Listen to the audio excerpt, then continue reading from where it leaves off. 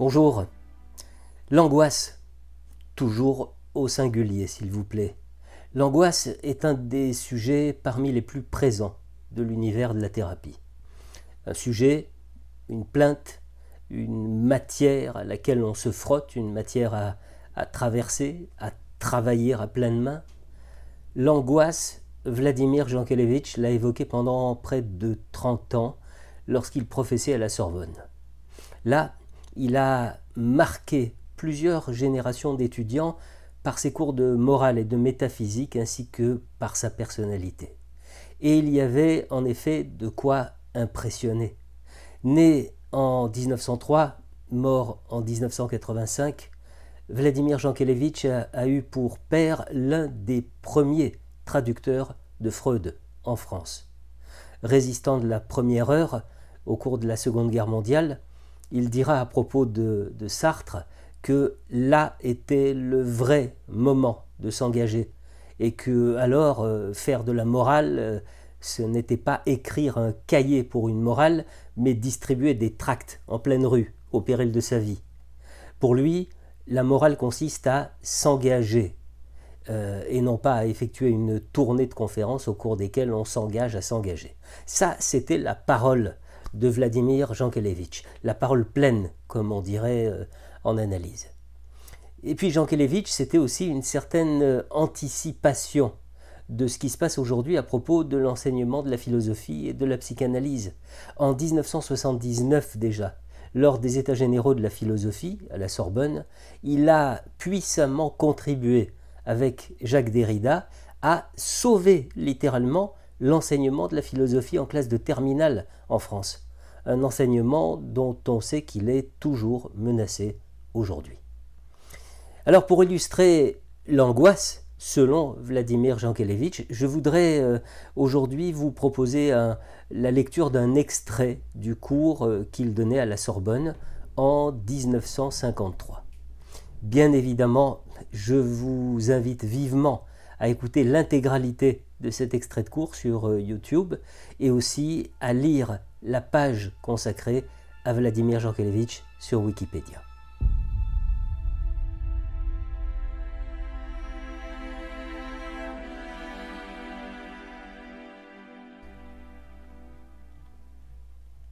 Kierkegaard l'avait dit, le propre de la véritable angoisse est d'être muette. L'angoisse qui pérore, qui gazouille, qui babille est une plaisanterie littéraire. On est angoissé sans savoir de quoi on est angoissé. C'est le type même de sentiment qui paraît vide et gratuit. Dans la vie quotidienne, l'angoisse s'appelle feuille d'impôt, maladie, dette. Il faudrait en réalité l'appeler souci. Le souci est toujours particulier, motivé, toujours au pluriel. Il a un caractère accidentel et il est toujours relativement curable. Ce sont les différents points qui permettent de l'opposer à l'angoisse. Particulier et présent, contrairement à l'angoisse, car il a un objet, on peut le désigner, le nommer, il est motivé car il a une cause. Il y a d'ailleurs une façon de convertir l'angoisse en souci, de le monnayer. Le souci devient en quelque sorte un abcès de fixation qui sert à localiser le mal. Et un mal localisé est toujours préférable à un mal diffus, un mal filtrant. Donc, la transformation de l'angoisse en souci est un commencement de guérison de l'angoisse. Le souci est accidentel, car sa cause est exogène. Il évoque le corps étranger, gênant, l'escarbille dans l'œil, le fait que le présent devient futur et paralyse le devenir. Sans le souci, l'être de temps que je suis durerait plus longtemps, en accomplissant l'avenir, en accomplissant la fonction de l'espérance. Alors que l'angoisse émane du centre de l'être. Elle n'a rien d'accidentel, elle ne vient pas d'un obstacle relativement retranchable. Non, l'angoisse naît d'une fatalité constitutionnelle, elle est une tragédie. Pour reprendre le langage de Schopenhauer, elle est la tragédie de celui qui est sans savoir pourquoi il est, qui est sans avoir demandé à être.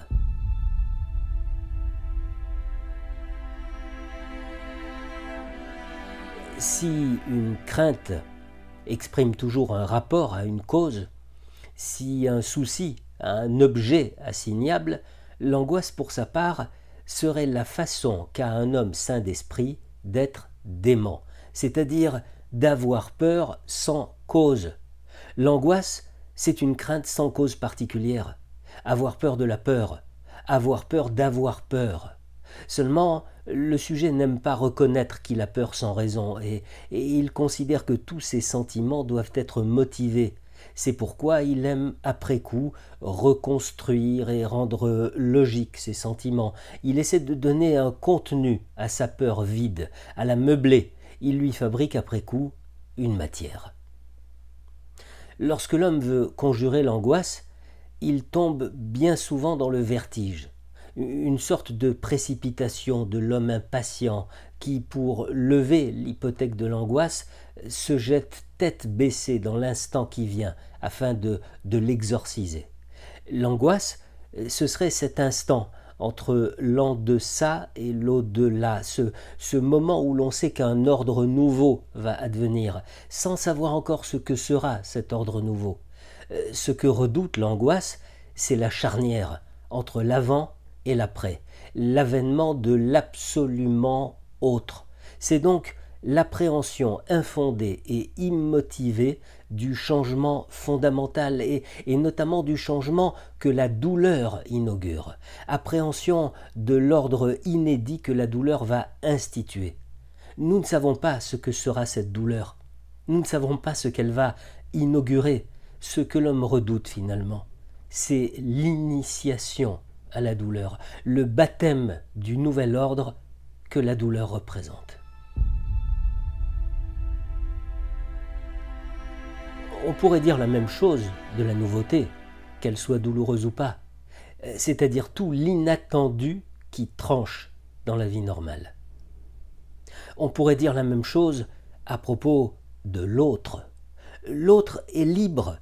La liberté de l'autre, que nous savons toujours un peu capricieuse et imprévisible, est pour nous un objet d'angoisse sans cesse renouvelé, car elle représente malgré tout, quel que soit l'autre, une possibilité de réaction toujours capricieuse, souvent gratuite et arbitraire, qui suspend au-dessus de notre angoisse l'épée de Damoclès de l'énigme, car nous ne savons pas avec certitude comment l'autre va réagir.